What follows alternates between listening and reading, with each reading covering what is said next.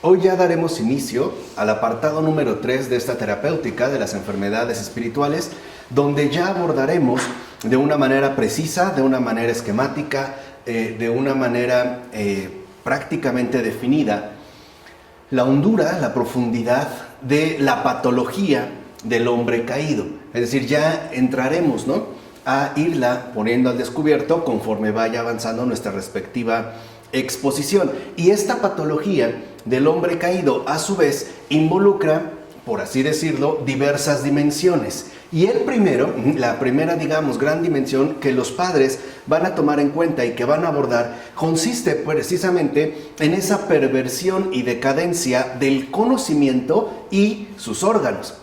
Es decir, lo primero, pues, en lo que se puede uno detener a considerar esta patología del hombre caído, es precisamente en lo que se refiere al conocimiento. De hecho, los padres constatan que en el hombre caído el conocimiento y sus órganos están enfermos. Ahí hay una constatación, y eso es justo ahorita en la que empezaremos a indagar en esta patología del hombre caído, en torno pues al conocimiento. Mucho más adelante pasaremos a la cuestión del deseo, de la voluntad, pero empezamos por el conocimiento y sus órganos, Pregunta San Gregorio Palamas: ¿cómo va a tener salud el alma racional cuando está enferma en su facultad de conocer?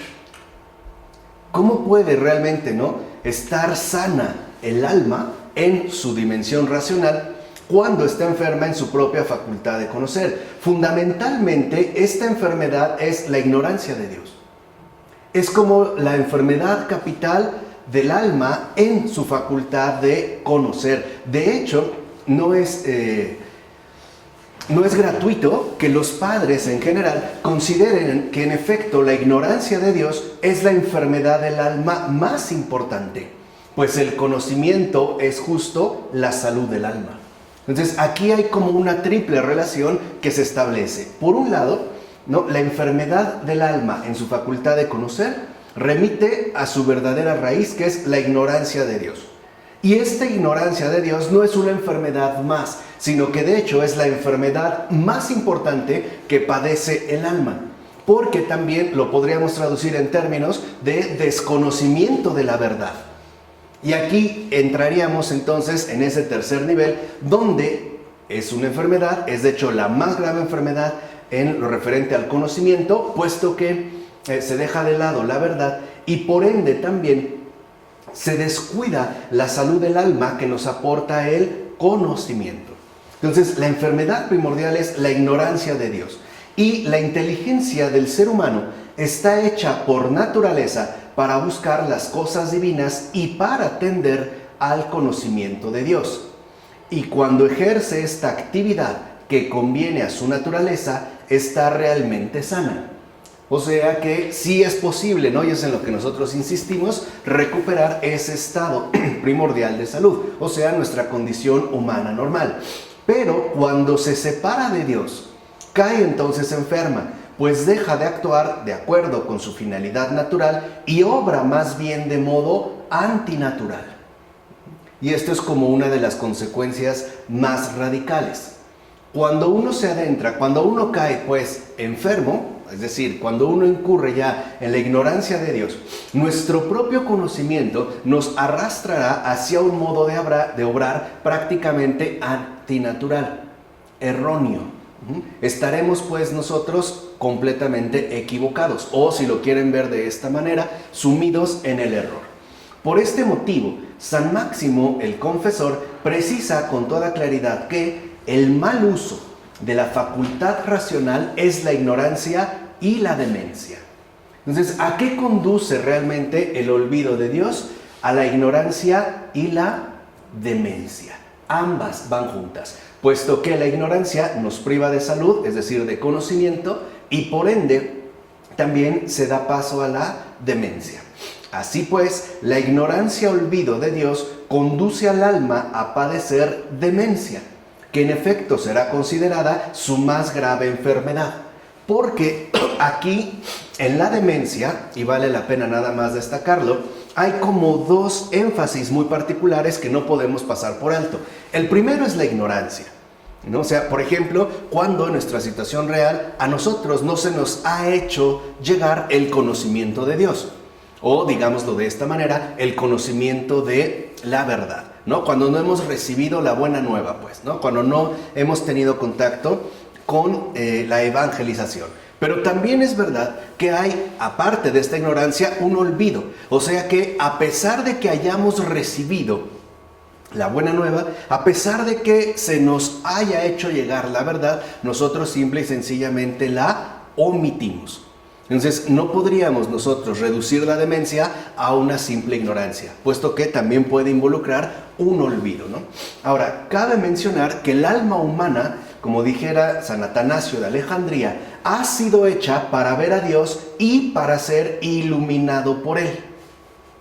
Este es como, digamos, el propósito fundamental de nuestra inteligencia. Se nos da inteligencia para ver a Dios y para ser iluminado por Él, que es en efecto como el propósito fundamental al que apunta o al que se dirige el alma humana. Pero el pecado la pervierte. De hecho, con el pecado, el alma se aparta de Dios y de las realidades espirituales para volverse hacia realidades sensibles, y solo tendrá en cuenta a estas. O sea, se va a quedar en un orden inmediato, olvidando, a final de cuentas, lo que resulta ser lo más importante. Sin embargo, y eso hay que tenerlo muy en cuenta, el pecado no consiste en que el hombre tenga en consideración las cosas sensibles, puesto que a su vez estas cosas sensibles han sido creadas por Dios mismo. No está ahí el pecado, no está realmente el pecado en el hecho de que uno se incline por las cosas sensibles, sino que el pecado más bien consiste en tener en cuenta las cosas sensibles, pero sin sus razones espirituales. Acuérdense, nosotros ya hemos dicho, logoi, es decir, sin captar ya su relación esencial con su creador. En eso consiste el pecado. O sea, desgajarlas de su auténtica fuente y convertirlos en objetos de uso propio. ¿Cómo? A través de buscar mi propia satisfacción. En eso consiste en este caso el pecado. O sea, en el hecho de que, ¿no?, las cosas sensibles ya no son captadas de acuerdo a sus razones espirituales. O sea, ya tenemos nosotros como eclipsada la inteligencia. Y por ende ya no vemos, ¿no?, estas cosas sensibles de acuerdo a su relación esencial con su creador, ¿no? Este es como el primer punto. Más adelante daremos ejemplos muy concretos. Pues como subraya San Máximo, para quien sabe ver, el mundo sensible entero aparece impreso misteriosamente de formas simbólicas, o sea, de formas simbólicas unitivas, ¿no? O como lo decía nuestro Santo Padre Pavel Florensky, la crucifixión de la materia. ¿Qué quiere decir? Que realmente ver involucra captar la unicidad de la realidad creada. Es decir, tanto de las cosas visibles como de las cosas invisibles. De tal manera que un alma sana ve las cosas en su unidad fundamental. O sea, no las ve como desgajadas o separadas, como si una cosa sensible fuera algo independiente y autónomo de su relación esencial con el Creador, sino que no pierde de vista, y ahí se ve, digamos, la salud de su inteligencia, la relacionalidad fundamental, que de hecho forma parte de la esencia de todo lo creado. Quiere decir que entonces un alma sana es justo a través del sano ejercicio de su inteligencia como logra ver. Hoy a este ver tendemos a llamarle más bien el contemplar. Es decir, vemos, ¿no?, toda la creación impresa, como dice San Máximo el Confesor, misteriosamente de formas simbólicas. O sea, vemos todo como un símbolo, es decir, como una reunión de lo visible y de lo invisible. Voy a tratar de poner un ejemplo. Si a lo mejor alguien como varón va por la calle y ve una mujer y no tiene realmente salud en su alma, puede doblegar a esa mujer a sus propios caprichos, es decir, según su parecer, e incluso tomarla en cuenta en la medida en la que le podría proporcionar o no un grado alto de satisfacción. O sea, en pocas palabras, piensa en sí mismo. Por el contrario, un varón que tiene una salud normal y ve las cosas, puede ver en esta mujer a lo mejor las necesidades o los dones con las que Dios precisamente, ¿no? Se ha manifestado en ella y a través de ella. Entonces, el ver, en este caso, involucra ampliar nuestro horizonte de visión. Eso es realmente ver, a partir de estas formas simbólicas, ¿no? Esto quiere decir que todo el mundo sensible está contenido de manera cognoscible en lo inteligible, es decir, simplificado por la inteligencia en los logoi. O sea, lo sensible, lo material, también está de forma conjunta con lo inteligible. Y es esta unión misteriosa de lo visible y de lo invisible, lo inteligible, lo que nuestra inteligencia logra simplificar a través de una transparencia de conocimiento, gracias justamente a los logoi. O sea, la inteligencia pues asume y resume los dos mundos, el visible y el invisible. Por eso hay que tener muy en cuenta que una inteligencia enferma no es una inteligencia que asume y resume, sino que divide y separa. Y puede darse en las dos vertientes. Por ejemplo, solamente captando lo visible y entonces descuidando toda esa realidad invisible, o por el contrario, a través de un espiritualismo nefasto, centrándose supuestamente en lo invisible y despreciando justo lo visible, ¿no? Entonces la inteligencia, insisto, asume y resume los dos mundos, dando pie a una visión simbólica de las cosas inteligibles por medio de las visibles. Y esto es ver, o sea, ciencia espiritual o intelección de las cosas visibles por medio de las invisibles, es decir, razón. Esa es la razón.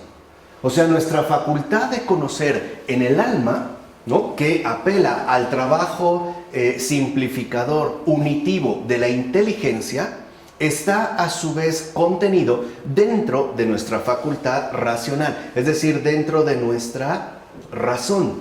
Y cuando nuestra razón está realmente sana, la razón lo que hace es que nos permite ver, o sea, nos permite tener una intelección de las cosas visibles por medio de las invisibles. O sea, un conocimiento de las criaturas en su esencial relación con el Creador. Ahí es cuando nosotros lograríamos percibir en qué medida nuestra razón nuestra alma en su facultad de conocer está o no sana. Ahora bien, para Adán y para cuantos se han hecho imitadores suyos, el pecado y el mal en este nivel consisten en ignorar a Dios y en considerar a los seres como algo independiente de Él, y por tanto como algo único según su apariencia sensible. Ahí es donde nosotros vemos cómo, en efecto, se da pues el pecado y el mal como una especie de amputación de esta unicidad o forma simbólica que posee la realidad creada. Y por supuesto, para nosotros, lo más inmediato y accesible pues es lo sensible. Y lo vamos a pretender absolutizar. De hecho, el árbol del conocimiento del bien y del mal que menciona el libro del Génesis, ¿no?, en su capítulo 2, versículo 9, y que Dios prohíbe tocar, fíjense, ya ni siquiera estamos hablando de otra cosa, tocar a Adán bajo pena de muerte, como se lo menciona expresamente en Génesis, capítulo 3, versículo 3, representa, según San Máximo, la creación visible. Fíjense, esto es como importante de acuerdo a lo que nos aporta San Máximo el Confesor, es decir, en la relación de este árbol del conocimiento del bien y del mal, que de acuerdo con San Máximo el Confesor, apuntaría a la creación visible. Dice San Máximo: contemplada espiritualmente, la creación sensible es el árbol del conocimiento del bien.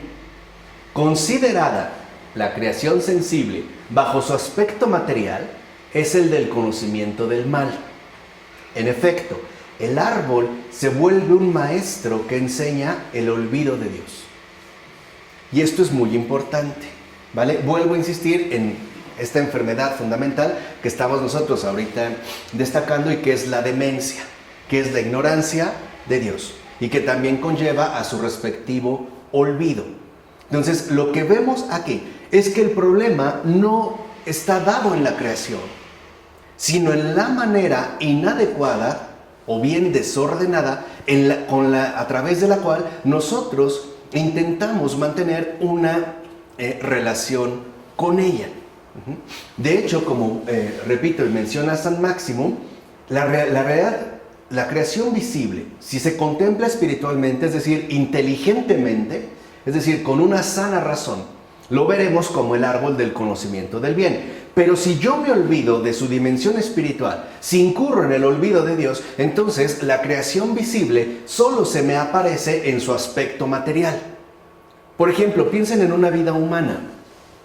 Contemplada espiritualmente, no solo vemos su dimensión sensible, también podemos nosotros ver su dimensión espiritual, o si lo quieren ver así, su dimensión invisible. De tal manera que, por ejemplo, cometer asesinato ya no es tan sencillo, porque no solo estaría atacando un cuerpo, sino estaría además atacando una realidad invisible creada por alguien ajeno a mí. Es decir, y además sería desproporcional mi falta, o completamente desproporcional, puesto que yo no podría retribuir la falta cometida. O sea, yo no podría crear de nuevo a un ser humano en su integridad. ¿Se comprende? Pero si yo pierdo de vista ello, ¿no? Es decir, si yo me quedo únicamente en su aspecto material, entonces el asesinato se presenta como algo simple y sencillo. Es más, como algo que en pocas palabras no tendría una mayor repercusión. Ahora, ¿de dónde brota esta trampa? ¿O de dónde brota este mal? Del olvido de Dios. Que es por ello por lo que le prohíbe a Adán. Ahorita vamos a entender también por qué. No es un comentario arbitrario. Recuerden que Dios mismo es razón, es logos, ¿no? Y sabemos que además es logos encarnado. Pero bueno, y Dios, vean, al prohibir al hombre comer del fruto del árbol, le había señalado el peligro que corría de entrar en esta segunda forma de conocimiento que hasta entonces ignoraba. O sea, Dios lo está previniendo. Le dice, no comas de este fruto, porque si no vas a ingresar en esta segunda forma de conocimiento, es decir, la creación, ¿no?, que Dios ha hecho, asumida únicamente bajo su aspecto material, y por ende, en ti va a causar un daño verdaderamente tremendo. Porque acuérdense que el conocimiento antes del pecado es espiritual. O sea, es simbólico, pues es unitivo. Ahora, nos podemos preguntar, bueno, ¿y por qué? ¿Por qué le prohíbe, ¿no?, ingresar a esta segunda forma de conocimiento? Porque primero debía crecer en el conocimiento de su Creador. Por eso. Y solo después podría gozar sin menoscabo ni perjuicio de toda la creación visible. ¿Ahora se entiende por qué? No es porque se trate de una trampa, es porque dijimos, la realidad de Adán es también temporal y humana, o sea, es una realidad concreta. Y también Adán y Eva tenían que progresar, crecer y madurar en su propia constitución creada, es decir, en su propia condición humana. No es que esté mal, es que primero hay que estar preparado. ¿Se entiende? Esto nos da una luz muy importante. Por ejemplo, cuando a veces nosotros llegamos a pensar, o hay planteamientos quizá un tanto radicalizados y por ende imprecisos, donde se considera que el dinero es malo. No, no es malo. Lo que es malo es acceder al dinero sin un crecimiento o una madurez en nuestra respectiva relación con nuestro Creador. Es decir, si nosotros no tenemos madurez espiritual, en síntesis, para acabar pronto, si nosotros no hemos adquirido madurez espiritual, la realidad material o sensible nos va a perjudicar. En cambio, si hemos adquirido una madurez espiritual, todo lo material, toda la realidad sensible no nos va a provocar absolutamente ningún daño, sino que por el contrario, quedará integrada dentro de nuestra propia experiencia simbólica de vida humana, es decir, unitiva. El otro caso, quizá por demás pertinente al respecto, es la sexualidad. ¿Qué pasa realmente con la sexualidad? ¿La sexualidad está mal? No, es un gran don de Dios. ¿Qué es lo que está mal? Acceder a la sexualidad sin una madurez previa espiritual. Esto sí. Y esto, a final de cuentas, ¿no? Terminaremos experimentando todo el daño que traerá consigo. Entonces vemos que se le prohíbe comer del fruto porque dijimos, en primer lugar, debía crecer en el conocimiento de su Creador. Y ya después podrá gozar sin menoscabo ni perjuicio de toda la creación que visible. Por eso a los niños muy pequeños no es bueno darles tantas cosas sensibles, tantas cosas materiales y mucho menos dinero. Si no los hemos madurado espiritualmente, lo único que estamos haciendo es fabricando pequeñitos monstruos, que después, y lo digo de una vez, ni sus padres van a soportar, porque les están creando una ilusión que tarde o temprano se va a acabar. Y la culpa va a ser de los padres porque eso fue lo que les transmitieron. Y después la culpa del padre se va a convertir en un remordimiento profundo, porque a lo mejor no lo hizo con mala intención. Pero, como decimos, el daño ya está hecho. ¿De acuerdo? Ahora, pero Adán, desafortunadamente, adelantó el proceso. No maduró, pues, espiritualmente y por eso cayó en pecado. Por falta de maduración, ¿qué? Espiritual. Por eso cayó en pecado. No estaba obligado. Simplemente tenía que asumir el proceso de desarrollo que le era pertinente y no irse deprisa, no apresurarse. Y aquí yo quiero destacar dos lecciones esenciales. La primera, paciencia con Dios. Paciencia con Dios. En todo, ¿eh? De hecho, si quisiéramos resumir esta sabiduría fundamental, podríamos decir que la paciencia con Dios es fe. La paciencia con los demás es caridad. Y la paciencia con uno mismo es esperanza. Y aquí lo que vemos es que Adán trastoca por completo este orden real de las cosas. Se precipita y por eso incurre en pecado, por falta de maduración espiritual. Si Adán y Eva se hubieran esperado realmente, si hubieran seguido las indicaciones del Señor de no tocarás, no comerás, y hubieran accedido a su maduración, el pecado no se hubiera producido. Acuérdense, a pesar de que la tentación ya estaba presente. Eso no la obligaba a pecar. Por eso, en la vida espiritual y en general, en la vida humana, es muy grave la precipitación. Las cosas no se pueden realizar de modo apresurado. Hay que hacerlas poco a poco. Bueno, así pues, por el pecado, los ojos espirituales de Adán se cerraron y en su lugar se abrieron los ojos corporales aún inmaduros. El riesgo permanente de lo material consiste, pues, en la inmaduración espiritual. Entonces, todo lo material, el dinero, ¿no? Las relaciones sexuales, las propiedades, todo lo que tiene que ver con lo material, en realidad conlleva un riesgo, pero no por sí mismo, sino con respecto a la inmaduración espiritual. Dicho de otra manera, cuando una persona está inmadura espiritualmente, lo material se va a convertir en una verdadera tragedia. No solo para él, sino también para todos los que le rodean de un modo u otro. Pregunta, ¿cuántos jóvenes no se han matado por ese auto deportivo que los padres les regalaron? ¿Cuántas veces no hemos permitido que nuestros hijos accedan a cosas materiales sin estar maduros espiritualmente? Y vuelvo a insistir, y después las consecuencias las vamos a pagar. ¿Cómo? A través del comportamiento de los hijos. ¿Se entiende? Esto es muy importante. Hoy ya se sabe, ¿no? Hasta en el ámbito psicológico, que está bastante mal, ¿no? Y así ya lo mencionan abiertamente, el sobreregalar a los hijos.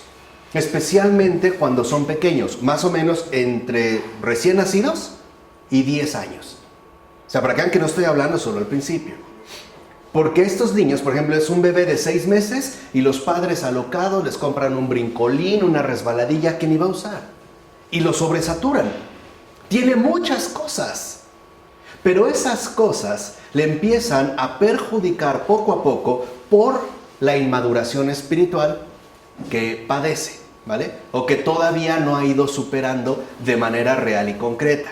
¿Cómo se puede ver esta afectación? Al menos de 2 maneras. Primera, el niño, la niña, pierde la total capacidad de asombro, que es una de las condiciones fundamentales para disfrutar este mundo tan difícil. Ya nada le asombra. Ya no. Ya tiene todo. ¿Qué más le vas a ofrecer? Y eso, a su vez, lo conduce a dirigirse a expectativas cada vez más inusuales. Por eso no es casual que hoy también se esté dando en un altísimo nivel el suicidio infantil. Si ya nada me sorprende porque estoy rodeado de cosas, lo que tengo son cosas, pues entonces necesito experiencias que realmente me logren emocionar, ¿no? Y el segundo efecto es que estos niños sobreregalados, así se les conoce hoy en día, entran en un estado profundo de apatía y tristeza. Es decir, desde pequeñitos se vuelven depresivos. Porque a final de cuentas, aunque están llenos de cosas, esas cosas terminan aburriéndoles. No les llenan su corazón, pues. Aunque sí sus habitaciones o sus cuartos o sus casas. Pero los hunden, ¿no?, en un malestar debido a la inmaduración espiritual. Por eso es tan fundamental que nosotros no olvidemos lo que hemos comentado que pasó con Adán, con respecto al árbol, el conocimiento del bien y del mal, precisamente para que no nos siga ocurriendo a cada uno de nosotros. Ahora, en efecto, señala Orígenes que hay 2 clases de ojos. Unos se abrieron por el pecado, los otros le servían a Adán y a Eva para ver antes de que aquellos se abrieran. Por eso sí es posible ver sin ver. Y lo mismo pasará con los oídos, y lo mismo pasará con la lengua. Sí es posible ver sin ver, ¿no? Y el propio Señor Jesús lo dijo claramente: tienen ojos y no ven. Ahora, tienen ojos y no ven, pero ¿qué no vemos? ¿Qué hemos perdido? Pues la visión espiritual, porque nos hemos limitado a la única visión material. Recuerden entonces, ¿no? Básicamente, el riesgo permanente de lo material está dado en la inmaduración espiritual. Ese es el riesgo. No es lo material, es la inmaduración espiritual. Por eso la Escritura, no es tan importante, evocando tales ojos corporales, dice que se les abrieron los ojos. No es que estuvieran como perritos recién nacidos. ¿Sí saben que los perritos, cuando nacen, no abren los ojos hasta la 2ª o 3ª semana, más o menos? De hecho, eso también tiene una razón. Porque el perro va a depender 100% de su capacidad olfativa. Por eso, lo primero que tiene que desarrollar, trabajar y ejercitar es la nariz. Podemos decir que para un perro, la nariz es lo que le permite tener una visión global de las cosas. ¿Estamos? En el caso de Adán y Eva, no. Ya tenían pues abiertos los ojos espirituales, pero la Escritura nos menciona en el capítulo 3 del Génesis, versículo 7, que se les abrieron los ojos. Lo cual en todo caso apunta a una desviación primordial del conocimiento humano. ¿Qué quiere decir? Se les abrieron los ojos, ¿qué significa? Accedieron a la creación sensible sin maduración espiritual. Y por ello, si lo ven, ¿no?, la reacción es inmediata. Se olvidan de Dios y corren a esconderse como ratas espantadas. Se olvidaron de Dios, y se olvidaron literalmente de Dios. Lo habían visto, habían convivido con Él cara a cara. Sabían que es amor, sabían perfectamente que es pura bondad, que es pura misericordia. ¿Por qué se ocultan? Ahí se ve como el primer efecto concreto. Porque esa visión la han perdido. Ahora solamente se basan y se limitan a sus ojos físicos. ¿De acuerdo? De ahí que San Simeón señale tal desviación y decadencia de la siguiente manera. Dice San Simeón, el nuevo teólogo: en lugar del conocimiento divino y espiritual, el hombre recibió el conocimiento corporal. De golpe, sin estar maduro para ello. Por eso el Señor le dijo: de ese árbol no comeráis. Por el momento, espérate. Y no obstante, Adán y Eva fueron impacientes, que es lo que nosotros mencionamos. Y añade San Simeón: cegados pues los ojos de su alma, es decir, caído de la vida imperecedera, el hombre se puso a mirar con los ojos del cuerpo. ¿Cómo nos dice esta experiencia de decadencia la Biblia? ¿Cómo nos lo narra la Escritura?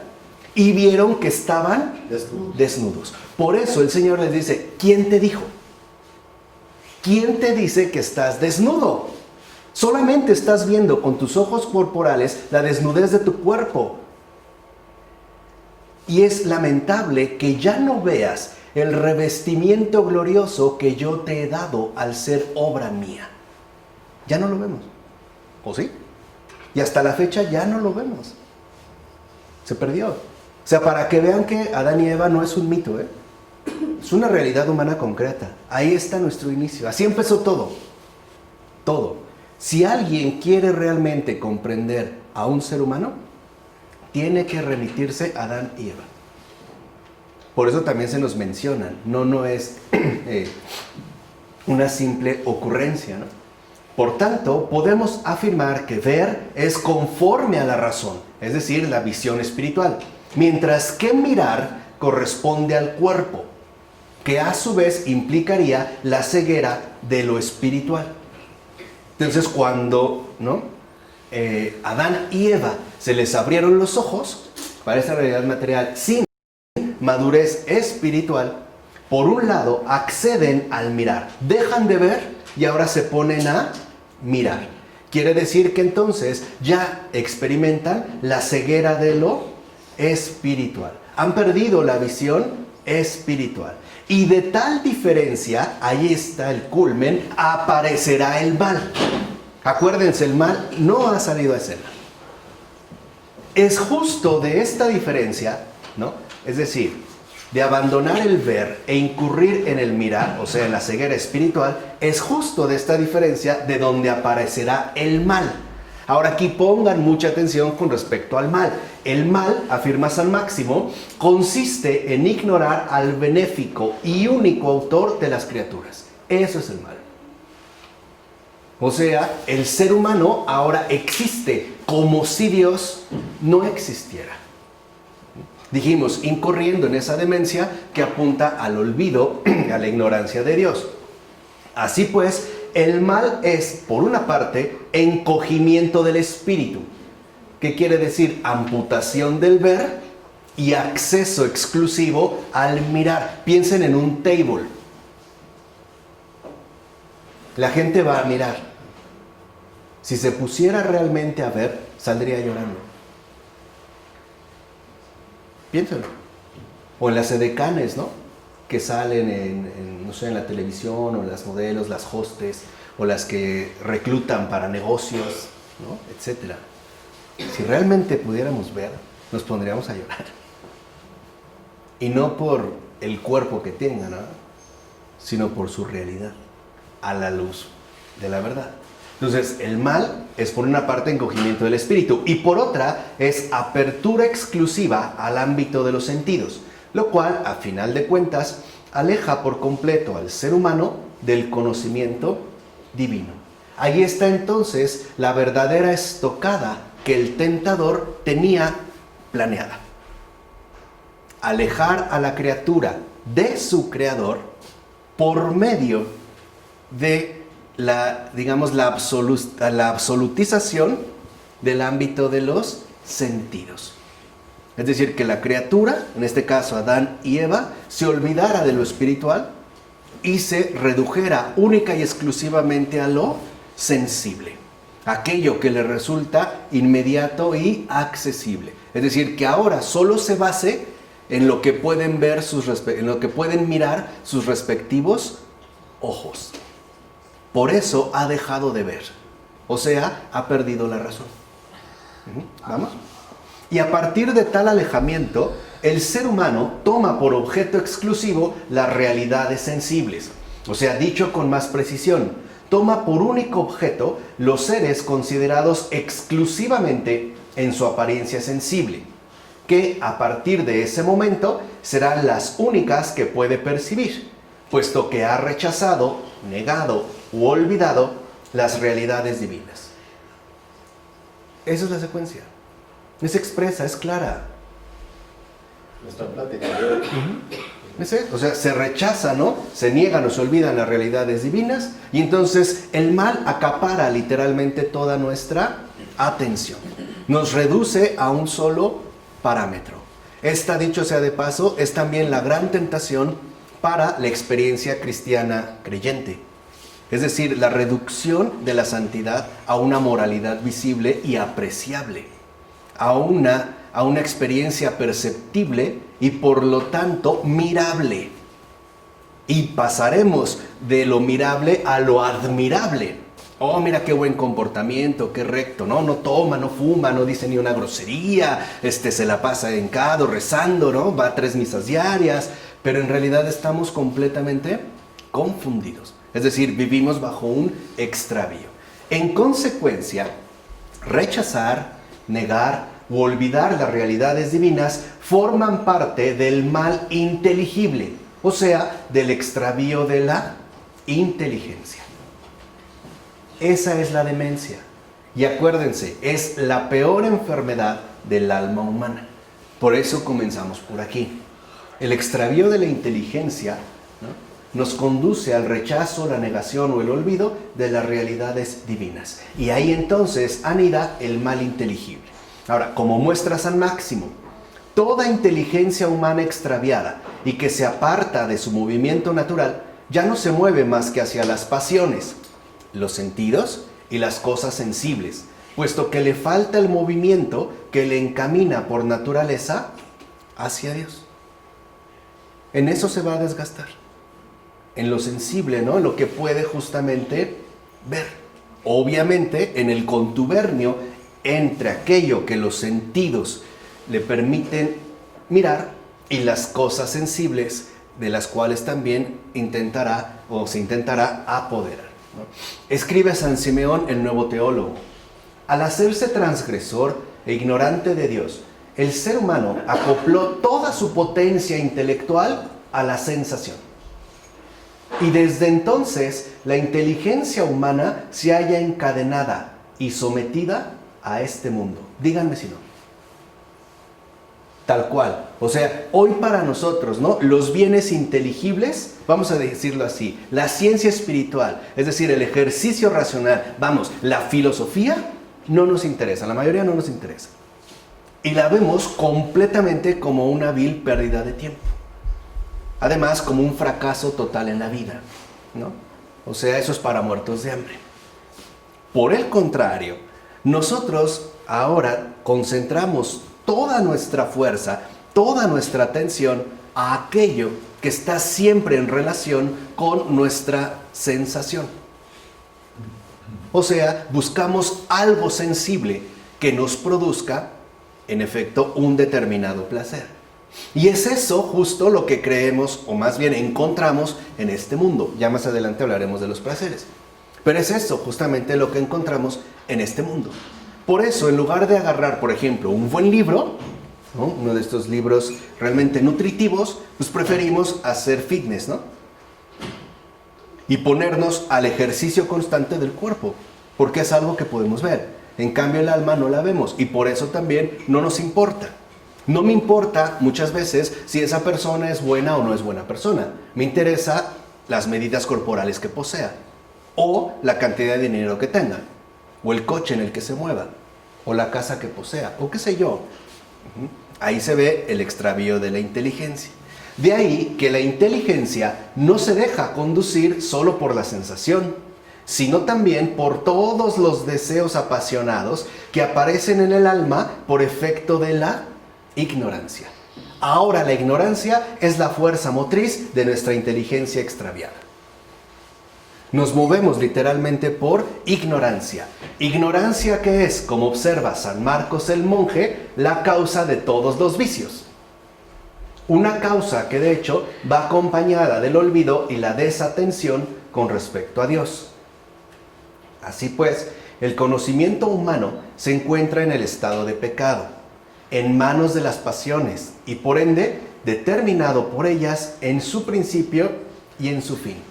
¿Cuáles son los deseos de muchas personas en este mundo? ¿No es tener una casa enorme? ¿No es viajar alrededor del mundo? ¿No es poder acostarse con 1000 mujeres y 1000 hombres al mismo tiempo? ¿No? ¿Tener un coche deportivo último modelo? Una exhibición de cosas que en efecto se puedan mirar, etcétera, etcétera, etcétera, etcétera. Eso lo que nos revela es que el conocimiento humano se encuentra en el estado de pecado. ¿Y saben realmente qué es lo peor? Que es transmisible. O sea, es hereditario, pero no por genética, sino por contacto persona a persona. ¿No somos muchas veces los padres los que inculcamos esas ideas en los hijos? Tú tienes que ser exitoso, tienes que vestir bien, tienes que tener tu carro, ¿no? Lo primero, tu casa. Si quieres tener una buena muchacha, pues tienes que tener llena la cartera, etcétera, etcétera, etcétera. O sea, nosotros mismos seguimos en esa misma línea, es decir, en esa misma, ¿no?, secuencia. Entonces, sí, o sea, por costumbre, ¿no? O sea, por un hábito erróneo de transmisión. De tal manera que entonces, en lugar de ayudarles, la verdad es que los empeoramos. Si de por sí ya vienen delicados y nosotros todavía le añadimos, pues terminamos haciendo un verdadero desastre, ¿no? En efecto, estas pasiones capturan, aprisionan la inteligencia. Como dice San Isaac de Nínive, ¿cuántas veces nos apasionamos con algo de este mundo y nuestra inteligencia no es capaz de atender otra cosa? ¿No hasta decimos, no dejo de pensar en ella, en él, en eso, en aquello? Se nos aprisiona, ¿no? Nos obsesionan. Y a causa de la ignorancia, de la desatención y del olvido de Dios, y también a causa de su sumisión a sus propios desórdenes, o sea, pasiones, la inteligencia se oscurece, se ciega, se extravía, y con ello sume al alma a la oscuridad, haciendo que el ser humano se mueva en un mundo de densas tinieblas, que lo peor de todo ni siquiera lo ve. No puede. ¿Ni se da cuenta? Al contrario, considerará que está justo donde tendría que estar. Pero ya adelante destruiremos ese castillito de arena. Señala San Juan Crisóstomo: igual que aquellos que están en las tinieblas ignoran la naturaleza de las cosas, del mismo modo, aquellos que viven en el pecado no distinguen ya las cosas y corren hacia las sombras como si fueran realidad. O sea, hay una total distorsión de las cosas. Nos dejamos ir por sombras, es decir, por falsedades, tomándolas como si se tratara de realidades. De ahí pues que seamos más bien incapaces de hacer un juicio verdadero sobre los seres. No lo atinamos. Podemos decir que esto sirve, no sirve, esto facilita o no facilita, esto ayuda, esto no ayuda, etc. Piensen en el mundo industrializado, ¿no? Donde sí se puede ver desplegado un juicio sumamente erróneo sobre los seres, que ha traído consigo, lo sabemos, la explotación y a final de cuentas el deterioro medioambiental. Es decir, por haberse dejado atar al conocimiento mundano, el ser humano no puede ya escapar de las trampas del error. Y por eso también produce pensamientos enfermos, es decir, ajenos a la verdad. Son frases, ¿no?, contundentes de San Isaac el Sirio.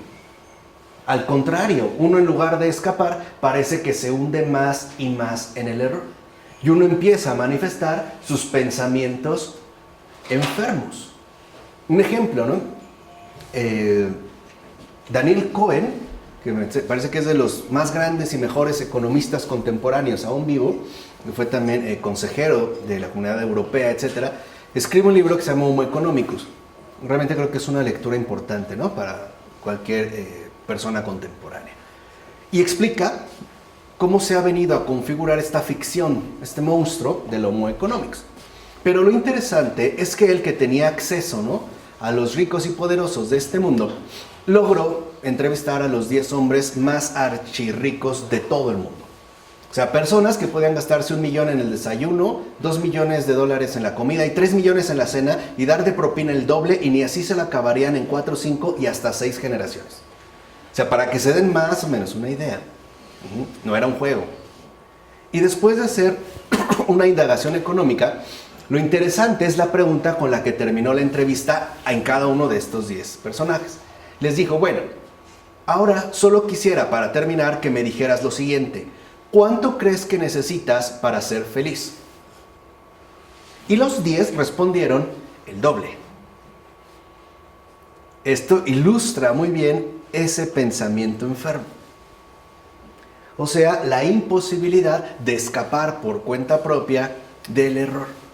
Ahí ya se ve reflejada la atadura, ¿no?, que uno padece con respecto al mundo.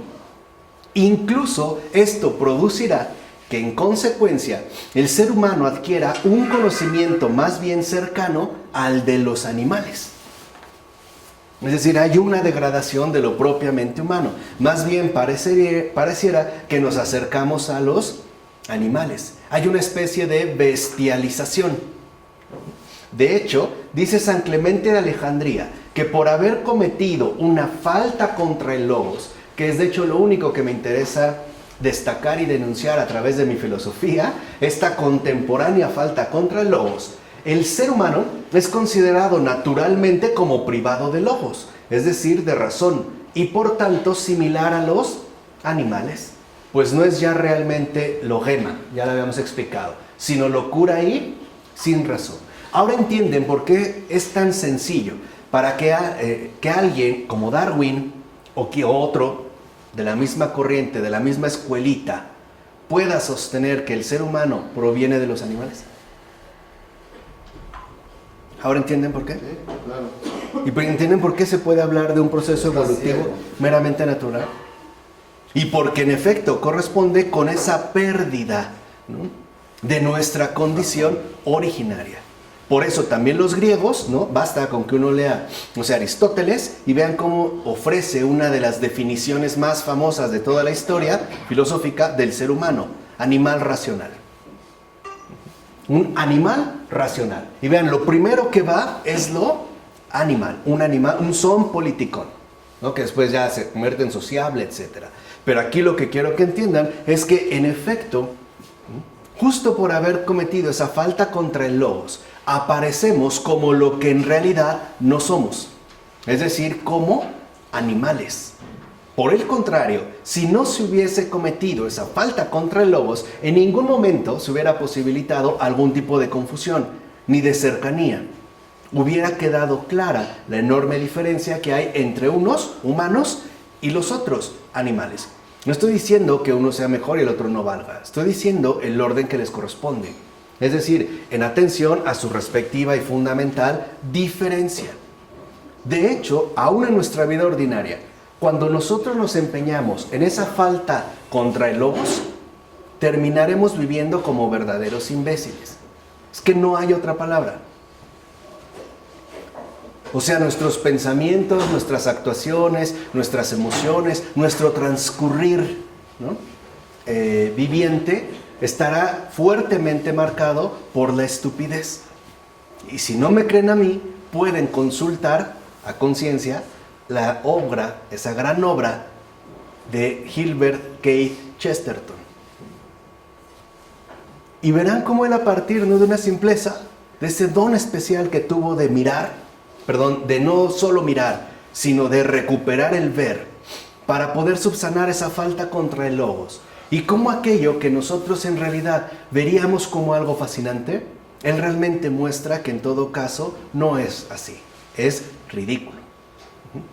Desde situaciones que nos podrían parecer mínimas u ordinarias, pero que presentarían o exhibirían precisamente esa ausencia de logos en el mundo moderno, ¿no? Con el cual el gran Chesterton, que ojalá pronto sea beatificado, estuvo discutiendo y confrontándose a lo largo de toda su vida. Por eso, pues, el hombre caído, afirma Sanicetas Stétatos, se ha comportado de modo antinatural, ya que no vive razonablemente, sino de forma contraria a la razón, y por ende, sin dignidad. No a veces decimos, ¿cómo es posible que esa persona haya hecho tal o cual cosa? No hasta a veces lo llegamos a asimilar de inmediato con los animales, y más bajo que ellos con las bestias. ¿No decimos que eso es como cosa de bestias? Así pues, al dejar de ver a Dios en los seres y a los seres en Dios, el ser humano pierde la noción de su principio y de su fin comunes. O sea, deja pues de captarlos en su unidad realmente fundamental, simbólica. En consecuencia, así se adquiere un conocimiento parcial, dividido y heterogéneo. Esto es distorsionado. Y si se intenta unificar el conocimiento, solamente se hace a través de artificios inventados racionalmente. O sea, acudiremos a las abstracciones, o bien lo que en términos generales llamamos conceptos. Al decir santos por... Sí, ¿no? O sea, se trata pues de alcanzar una unidad inexistente. Es decir, es una abstracción, un artificio. A los seres en Dios, a ver Dios en los seres, cuando niegan la santidad, los santos, es lo que hacen. Sí. No lo ven, ¿no? O sea, ya no lo pueden ver. Ahora, lo importante aquí es que aparece también este artificio inventado racionalmente, acuérdense, por una inteligencia extraviada. Y esto sucede porque la propia razón ya no está informada espiritualmente. O, como a mí me gusta decir, nuestra propia razón ya no es conforme al Logos. Ya no es conforme a Cristo, sino que tiene otro recurso más que fundar, no tiene otro recurso más que fundar su respectivo ejercicio en principios arbitrarios que ella misma define y establece. Por ejemplo, a manera de conceptos abstractos. Por decir, por mencionar un caso, afirmar que el agua es H2O. Dos pares de moléculas de hidrógeno unidas a una de oxígeno, cuando nosotros nunca hemos tenido una experiencia de H2O. O bien, por medio de intuiciones sensibles que ya no presentan ningún carácter real de objetividad, sino que están basadas en la percepción falseada del hombre caído. Es decir, aquí ya vemos cómo se va imponiendo el error a gran escala. Ciertamente, la alienación de la inteligencia en la sensación corresponde al grado más bajo de la caída del espíritu, otorgado al ser humano fuera del conocimiento de Dios y de la contemplación natural, es decir, el reconocimiento de la verdad. Entonces, ¿en qué consiste nuestra más profunda enfermedad en el ámbito del conocimiento? O sea, ¿cuál es el rasgo fundamental de la inteligencia extraviada? El hecho de que ya no puede reconocer la verdad. Y por eso queda diversificado, al grado de que, como sabemos, intentará acudir a un último intento desesperado, el relativismo, y tratar de defender que la verdad es su verdad, o sea, lo que él establece e impone como verdad. Pero son patadas de ahogado. O sea, el relativismo es el último esfuerzo desesperado por padecer la ausencia de la verdad, es decir, debido a la ceguera espiritual. De hecho, la mayoría de las veces, el hombre caído no conoce más que el uso racional de su inteligencia y puede llegar incluso a considerarlo el único modo de conocimiento posible y hasta auténtico, o sea, en su propio modo operacional, o como a muchos les gusta decir, a mi entender totalmente erróneo, lógico. No es que las cosas tienen que ser así, así y así, ¿no? O sea, hacemos pues de nuestra razón un mero ejercicio mecánico de aplicación de inteligencia. No, tiene que ser así, así, y hacerla allá, ya hazla acá, ya hazla de esta manera, y damos consejos. Y aparte, los damos convencidos de que estamos en lo cierto. de que en realidad estamos en lo cierto y que fuera de esto que estamos sosteniendo, todo lo demás estaría completamente equivocado. Es decir, también padecemos una profunda incomunicación. Hay una ruptura en el diálogo, pues. Alguien nos dice las cosas y nosotros simple y sencillamente no lo captamos. ¿Cierto o no? Y no a veces nos dicen, te lo dije. Y nos quedamos callados, y no tanto por lo que hemos hecho, sino porque nos lo dijeron, pero no importó, o sea, no lo pude reconocer. Por eso a veces le decimos a las personas, ¿cuántas veces te lo tengo que decir? Pues innumerables veces, no lo capta. No lo capta. Quiere decir que su razón está como atrincherada en sí misma y no reconoce como auténtico algo ajeno o distinto a ella misma. O sea, se ajusta, pues, se reduce a su propio procedimiento. ¿Vamos? Se limita, pues, a ese uso racional de su inteligencia. O sea, se aferra a sus propios pensamientos. ¿Vamos? Así pues, basándose únicamente en sí mismo, el ser humano experimenta y padece eso que los padres denominan la cautividad de los pensamientos. Y que es una enfermedad realmente terrible, al grado de que cuando esta cautividad de los pensamientos llega a su culmen, desemboca en irremediable locura. ¿Sí o no? ¿O no son las personas que están en un hospital psiquiátrico los que realmente ya hasta expresan, manifiestan claramente la cautividad de los pensamientos? No hasta los podemos ver, ¿no?, de que están haciendo ahí movimientos raros y están convencidos de que están platicando con un rinoceronte azul. Uno puede decir, es que es el invento de su imaginación, pero no es tan sencillo. Es el padecimiento de esta cautividad de los pensamientos. ¿A cuántos de nosotros también no nos ha afectado esta cautividad de los pensamientos? Por decir una sugerencia maléfica de, oye, a lo mejor tu esposo o tu esposa te engaña. Y empezamos a esa cautividad, ¿no? Todo va a estar muy mal, me estoy enfermando. Híjole, tengo un dolor aquí. Ya me fui a internet y creo que es cáncer. No dormí, me puse muy mal, casi hice mi testamento y todo. Como locos, como locas. Díganme si no es una clara enfermedad. Al grado de que ya cuando la gente empieza, ¿no?, a hundirse en la cautividad de los pensamientos, el primer síntoma que manifiesta es que empieza a hablar sola. Cuidado, ¿eh? La locura está cerca. O sea, la locura total está cerca. Luego hasta se ríe, ¿no? Lo toma como, ay, hasta ya estoy hablando sola. Te debería de preocupar. No es de risa. Bueno, es gracioso, pero no nos debería dar risa. ¿Se entiende? O sea, son como avisos, pues, que nos va diciendo que algo no está bien. Hay gente que lo va haciendo y se convence, pues, ¿no?, de sus propios pensamientos. Ahora veamos, la cual, esta cautividad de los pensamientos, puede adoptar desde la forma más simple y desorganizada de los pensamientos cotidianos, ¿no?, el hecho de que, ay, quiero hacer las cosas de este modo, tal, y me aferro, no acepto, no reconozco algo distinto a lo mío, hasta las formas más complejas y elaboradas del pensamiento abstracto, ya sea filosófico o teológico. O sea, puede ir desde lo más pequeño hasta realmente lo más elaborado. ¿Y cuántas veces es esta cautividad de los pensamientos la que ha sido fuente de múltiples homicidios y asesinatos? ¿Cuántas personas no han matado a su pareja porque estaban convencidos de que los engañaban? Cuando no era verdad. Quisiera contar un caso que ocurrió, lo relata Víctor Frankl en El hombre en busca de sentido. Estando ingresados, ¿no?, en el campo de concentración de Auschwitz, y sabemos que su principal padecimiento era el hambre, ¿no?, la hambruna radicalizada llevada hasta el extremo.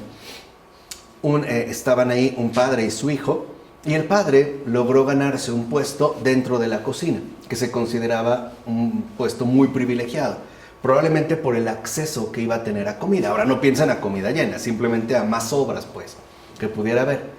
Y entonces el hijo, ¿no?, estaba atento a lo que estaba haciendo el padre. Y el padre estaba como sospechoso, ¿no?, y le hacía señas. Pero el otro no entendía. Y le hacía señas, ¿no? Tranquilo. Y el otro se empezó a poner inquieto. O sea, empezó a padecer cautividad, ¿qué?, de los pensamientos. Y en eso vio que el papá como que se agachó, tomó algo y se lo metió aquí entre el brazo, ¿no? En la axila.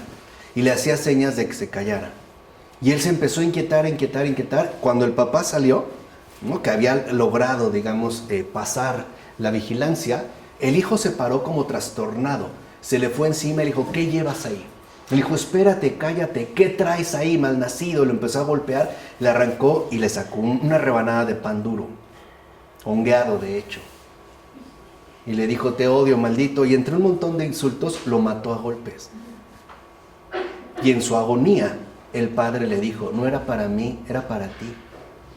Por eso te hacía señas que te esperaras. Lo mató. Y después de muerto, él se comió ese pan.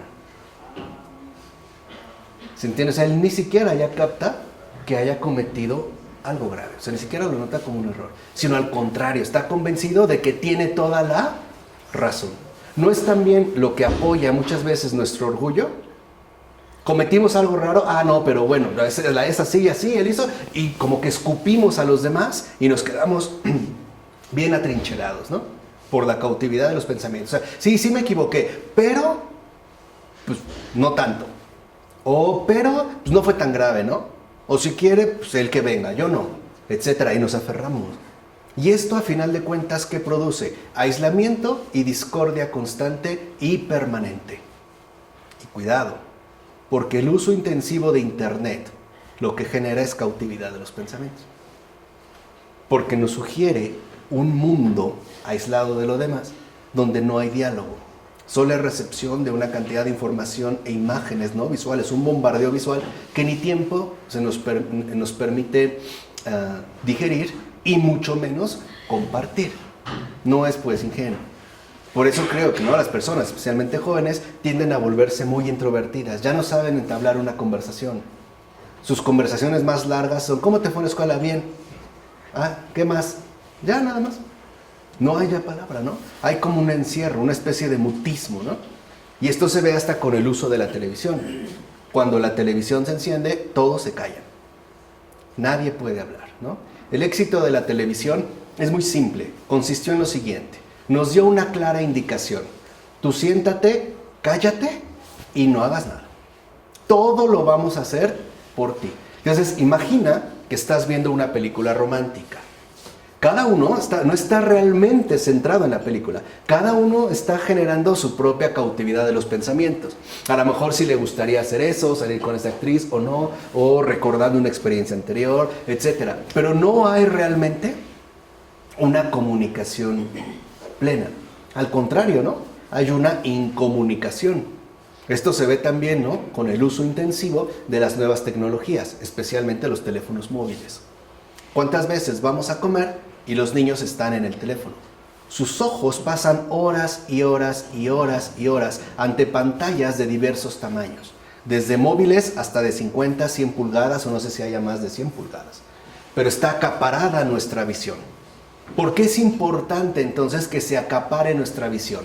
O como diría Guy Debord, ¿por qué es tan importante que se fomente, ¿no? Que se cultive el espectáculo? Porque es la manera de que nosotros nos mantengamos atrapados, encadenados en el mirar.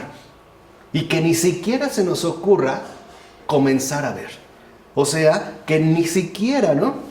Se despierte en nosotros el anhelo de lo espiritual, sino que única y exclusivamente nos quedemos en lo material, es decir, en lo sensible, en aquello, en efecto, que estimula y satisface nuestros sentidos. Véanlo en los cines. Cada vez son más sensitivos, ¿o no? Cada vez son más hipersensoriales. Ya está, hay salas 4XD.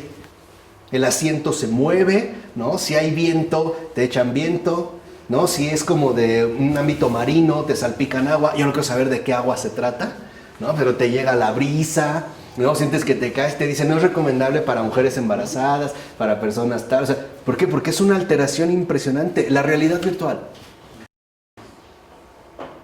O sea, es como un bombardeo sensitivo impactante. Hay personas que se han desmayado, por ejemplo, a través de un simulador virtual, un antifaz virtual, donde hacen un recorrido en montaña rusa, se caen. O sea, están parados y los ves, o sea, ves como literalmente, ¿no? Están como embriagados sensitivamente. Por eso me detuve aquí, porque la cautividad de los pensamientos, a mi entender, es uno de los padecimientos más fuertes, más comunes y más terribles que experimentamos en tantos seres humanos. Es de hecho también para mí el comienzo de aquello que el Papa Francisco llamara la Guerra Fría. Esa destrucción callada entre los matrimonios, entre las parejas, entre padres e hijos, entre vecinos, entre amigos, entre profesores. No sé, mi esposa siempre acostumbraba a decirme al despertar buenos días, y un día no me lo dijo. Y para mí, pues, ¿qué pasó? ¿Qué ocurrió? ¿Por qué no me habrá dicho? De seguro anda con otra. O no, ya no me quiere, estoy vieja, o estoy viejo, estoy feo. ¿No? Tengo que hacer ejercicio, sí, soy un cerdo, soy una pelota de playa. O sea, locura. Y acuérdense, los pensamientos no son neutros. Los pensamientos siempre van a acarrear su respectiva dotación emocional. No son neutrales. Por eso les decía, ¿no? El problema real que nos ha instituido Descartes con su método. O sea, realmente pienso, luego existo, lo que significa de fondo es, ¿no? Duda de todo, menos de ti mismo. ¿Qué es esto? O sea, para mí el planteamiento cartesiano no es más que el desarrollo sistemático de la cautividad de los pensamientos. Duda de todo, desconfía de todo, menos de ti mismo. ¿Cuántas personas no están convencidas de que nadie las quiere? Aun cuando reciban un montón de muestras de afecto. ¿Cómo lo corriges? No lo ve y le decimos, y no te das cuenta. O personas que están convencidas de que son feas, que están horribles. A pesar de que tienen invitaciones, salidas, no, lo haces por lástima, bla, bla. Y todo lo estropean. O todo lo estropeamos. Y después todavía nos amargamos más diciendo que no somos felices. Si nosotros mismos, ¿no?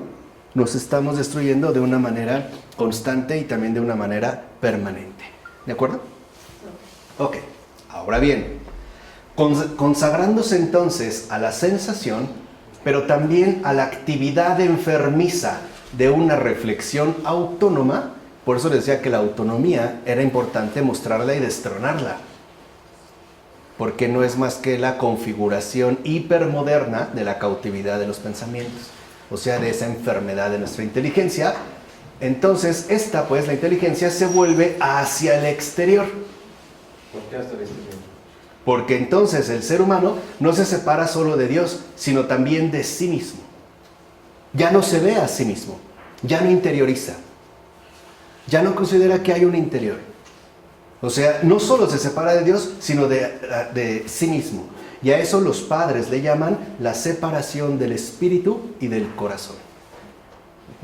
Ya que su inteligencia no va ya unida al corazón, o sea, a la verdad, en tanto centro ontológico de sí y de todas sus demás facultades. Hemos quedado descentrados. Acuérdense que el corazón, ¿no? Dentro del lenguaje bíblico, básicamente significa la sede de la verdad.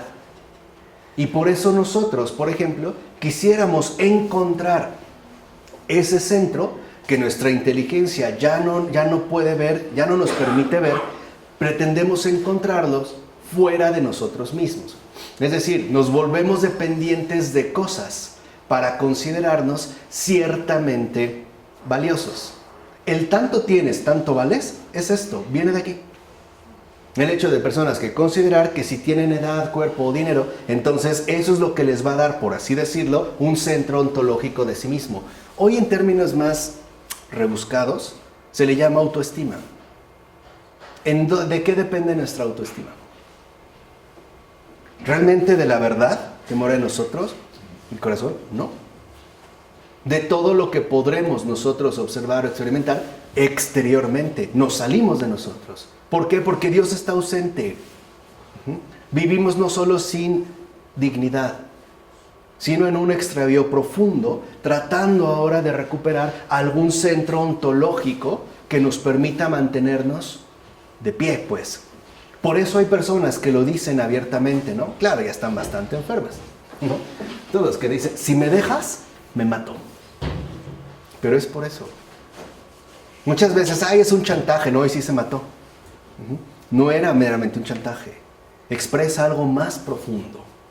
Porque para esa persona, esa otra es su centro ontológico. Si esa persona se va, la otra ¿qué?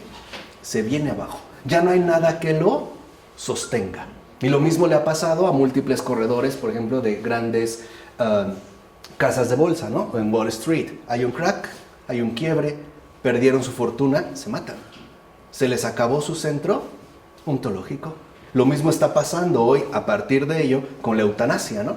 Ya no tengo vigor, ya no soy joven, ya no soy fuerte, tuve un accidente y quedé paralítico, perdí mi centro ontológico y lo mejor es terminar. Hay quienes incluso no pueden perder su centro ontológico a partir de la pérdida del cabello o de los dientes. Nos puede parecer una tontería, pero es real. Y yo creo que todos entienden perfectamente bien de qué estamos hablando, ¿verdad? Ok.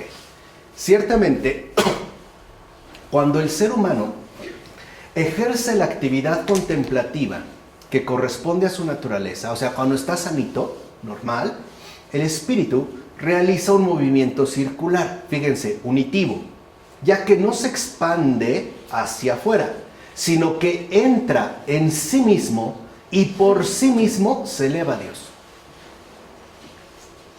¿Entienden? Entra, pero ¿para qué? Elevarse, no para enroscarse. Así como lo describe San Basilio de Cesarea. En eso consiste la contemplación. Si ustedes oran, si ustedes realmente llevan una vida de oración, entienden de lo que estamos hablando. Cuando la oración, realmente la oración es contemplación. Entramos en nosotros para elevarnos a Dios. De tal manera que lo único que recubre y lo llena todo es Dios mismo. Por eso en la verdadera oración no hay nada especial, mío. Por eso también insistimos y dimos un curso de Thomas Keating sobre la oración centrante, que tendría que ser ya una práctica para todos. Eso es lo que uno realiza. Uno entra, pero para elevarse a Dios. No se extravía, pues, ¿no? Se realiza este ejercicio unitivo. Pero al abandonar tal contemplación, la inteligencia humana se mueve en línea recta. Es decir, sale del corazón, se desvía, se va, se pierde por los ojos. Pasan por una automotriz y ven un auto increíble, o sea, sensible, material increíble, es cierto. Y uno dice, lo quiero, ¿no? Y hasta volteamos, ¿no? O sea, los ojos como que nos vamos hacia el exterior. Pero nunca entramos en nosotros para elevarnos a Dios y preguntarnos si tendré o no todavía la madurez espiritual para que eso no provoque en mí ningún tipo de perjuicio ni daño. O sea, para no seguir, pues, el mal ejemplo adánico, ebaico, si lo quieren ver de esta manera. Y en consecuencia, se aparta de su centro espiritual y más bien se expande hacia afuera en una actividad discursiva en la que se dispersa y se divide, y que vuelve al ser humano exterior tanto a sí mismo como a Dios. ¿De qué son nuestras pláticas? Superficiales. ¿Cuáles son los temas que realmente nos interesan? Basta con ver un noticiario o noticiero. Basta con ver un noticiero. ¿De qué nos hablan? ¿Qué es realmente lo que nos comunican? Tiende, ¿no?, a dispersar nuestra atención en horizontal. Nunca se hace alusión a la vertical. Nunca. Siempre es en horizontal. Por eso el Papa Francisco tiene toda la razón cuando nos dijo, apaguen un ratito la tele y pónganse a platicar. Pero lo curioso es que apagamos la tele y usamos el celular. Y de día y de noche, nos despertamos, ¿qué es lo primero que vemos? Al dormir, ¿qué es lo último que vimos? ¿Vimos a Dios? Vi mi celular, mis mensajes, mi perfil, o la alarma, ¿no? Ay, es tardísimo, ay, mañana me paro bien temprano, lo dejé ahí, no siempre a la mano, me despierto, ¿qué es lo primero que busco? Me disperso, estoy afuera, estoy en esa exterioridad vacía, ¿no? En lugar de elevar al corazón. Por eso se decía que al despertar uno le da gracias a Dios, no uno checa el celular. ¿Entiendes? Son prácticas, pues, que hoy tienen un impacto real y profundo en nuestra realidad espiritual. Ahora, en este estado La inteligencia se halla en constante distracción, que es también otro padecimiento de nuestra capacidad de inteligencia, o sea, de nuestra facultad del conocimiento, la distracción. Vaga de un lado a otro y padece una agitación permanente, pues está alejada ya de la profunda calma de la actividad contemplativa. ¿Cuántos pensamientos nosotros no tenemos en un día? Y cómo a veces estamos en una cosa y de repente nos vamos para otra, y luego a otra y nos acordamos y nos recordamos, y etcétera, y estamos siempre como ajetreados, ¿no? O sea, la distracción, a final de cuentas, siempre traerá consigo intranquilidad. No somos capaces de mantenernos serenamente en un pensamiento único. Y se pierde el contacto con Dios. Sí, claro, no lo hay. Es lo que dijimos, ¿no? Ya en este estado de nuestra realidad caída, no lo hay. Y qué fácil es esa distracción, ¿no? Cuando a veces lo dicen, ¿no? Pasó una mosca y te fuiste. Pero es distracción. Ahora, esta distracción es un padecimiento de nuestra facultad de conocer. O sea, es parte de nuestra condición caída.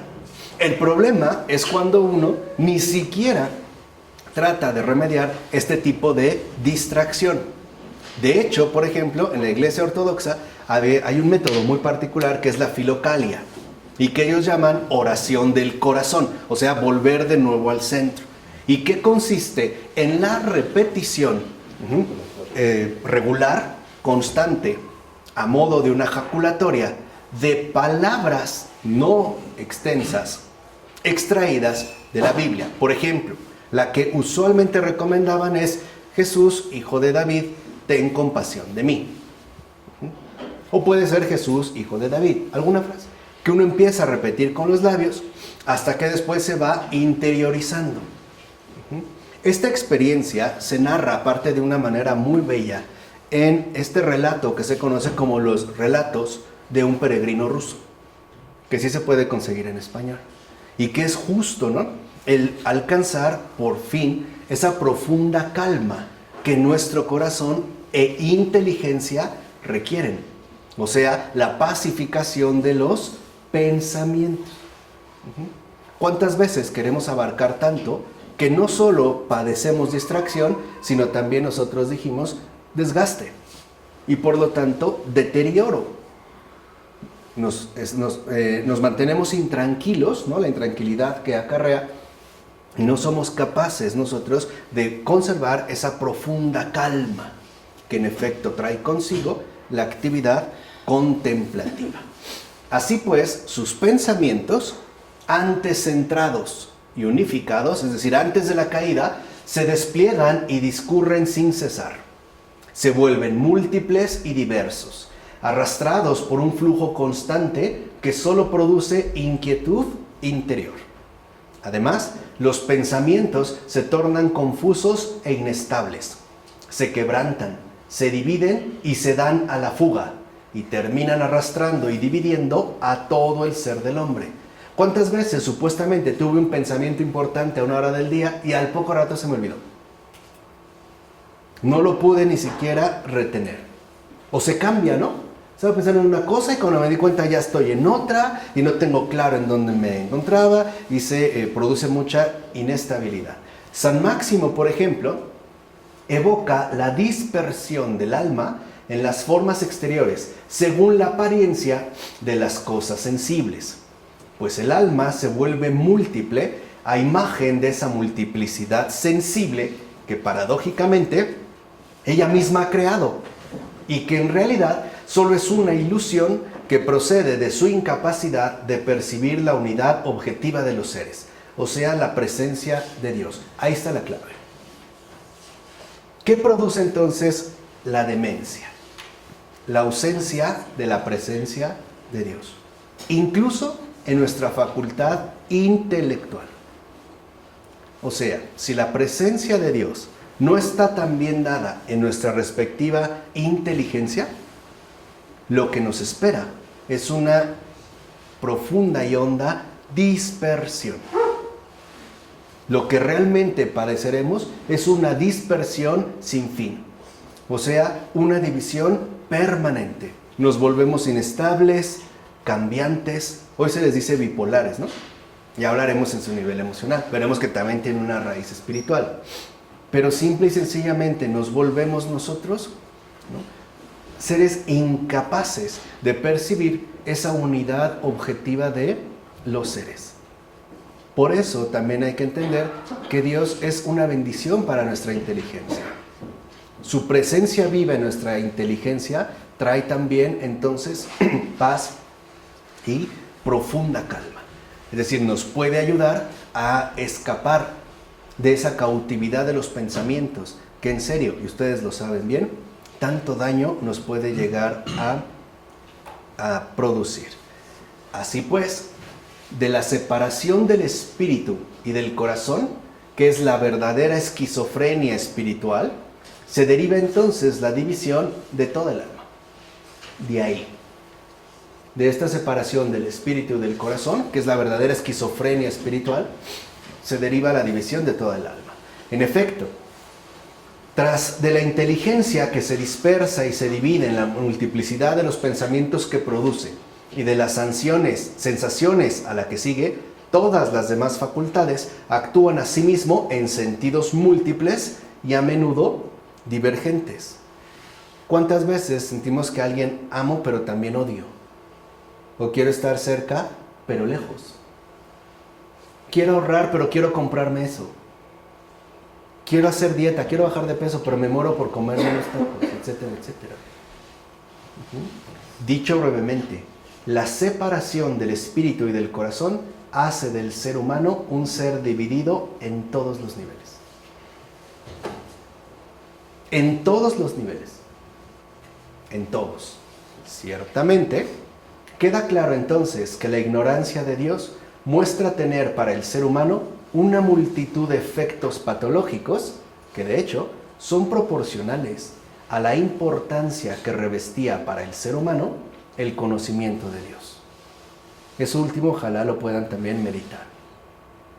Nuestra enfermedad es proporcional a la importancia que tiene Dios para nosotros. O sea, en síntesis, sin Dios todo está mal. Todo. No queda nada intacto. Todo queda completamente afectado y perjudicado. O también, la otra parte, pecado distorsiona el conocimiento de Dios. Decíamos, ¿no? Brotas este pecado, inmadurez espiritual, que nos conduce al olvido de Dios. ¿De acuerdo? Pues vamos a dejarle este. En nombre del Padre, del Hijo y del Espíritu Santo. Amén.